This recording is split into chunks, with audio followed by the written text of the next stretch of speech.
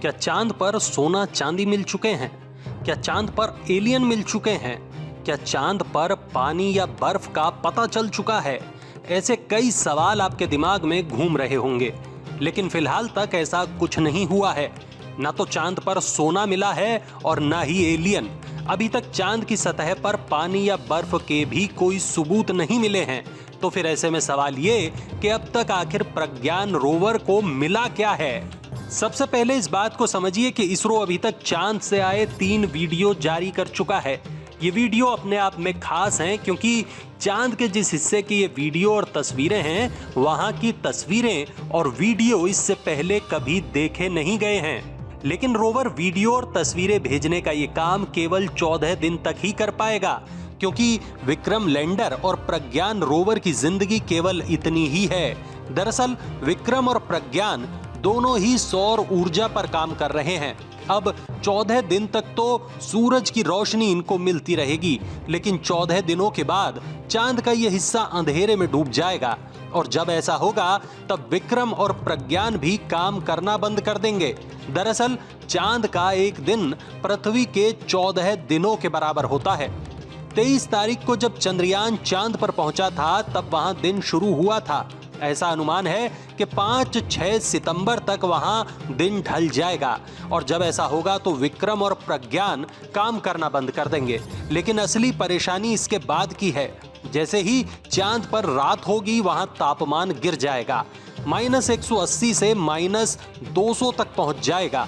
और जब ऐसा होगा तब विक्रम और प्रज्ञान की सेहत पर बुरा असर होगा, इतना बुरा कि शायद ये फिर काम ही न कर पाएं। लेकिन अगर इसके बाद भी दोबारा सूरज उगने पर ये दोनों काम करते हैं तो ये अपने आप में एक चमत्कार के जैसा होगा।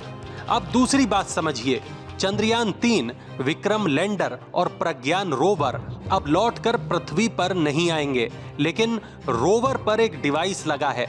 यह डिवाइस चंद्रमा की सतह को चेक करेगा, पता करेगा कि वहां की मिट्टी में क्या कुछ है।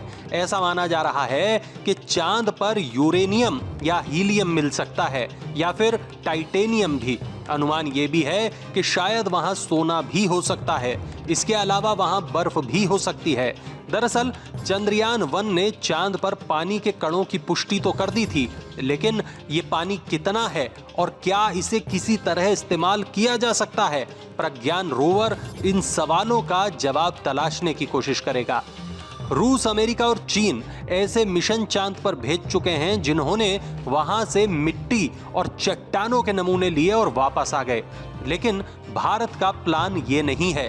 भारत का प्लान मिट्टी और चट्टानों की वहीं पर जांच करने का है। अगर वहां कोई बेशकीमती धातु मिलती है या फिर वहां पानी की पुष्टि हो जाती है तो इसरो शायद अगले चरण में मानव युक्त यान भेजने का प्लान भी बना सकता है।